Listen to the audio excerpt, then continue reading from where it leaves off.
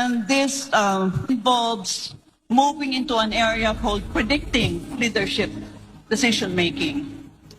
The first question is, do you think that you're basically an optimist rather than a pessimist?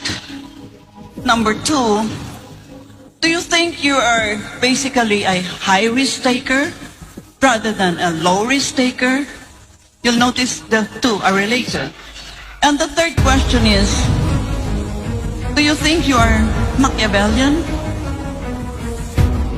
Well, the first question is if I'm an optimist or a pessimist. I'm essentially an optimist. And the reason I'm essentially an optimist, because especially when we talk about the country,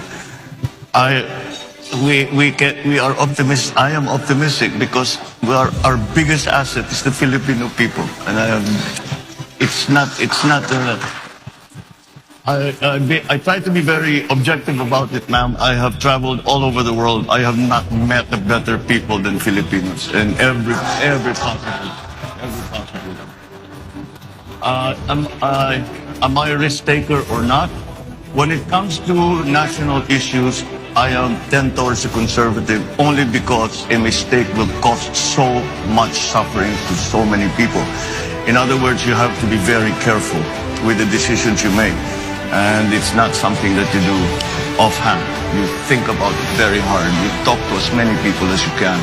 And you make absolutely certain that you have done everything that you can possibly do to make whatever your plan is to make it work. Am I Machiavellian? Well, I've studied him quite thoroughly.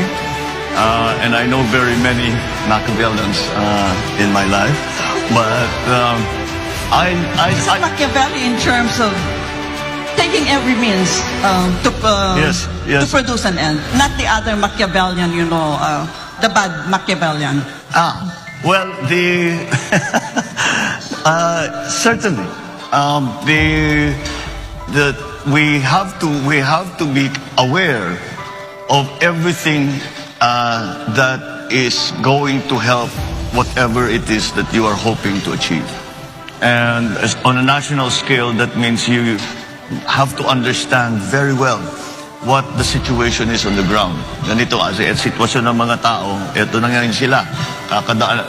Nasa gitna pa ng pandemya, walang trabaho yung mga yan. Umaasa pa rin yan sa tupad, sa IX, etc. O, paano tayo lalabas yan? Where will what are the other countries doing? Kailangan maging maingat so I suppose in the same sense, as you say that these questions were related, it's a way of being careful and being very, very knowledgeable about what are the things that have to come into play so that you will achieve success, whatever that success, however you define that success. So in that sense, yes, ma'am, I am a Machiavellian. Yeah, thank you. In future, if you have time, please come to the university and I will discuss with you. It's called the Operational Code Construct. Thank you very much. Oh, I would love that. Thank you so very much. Thank you.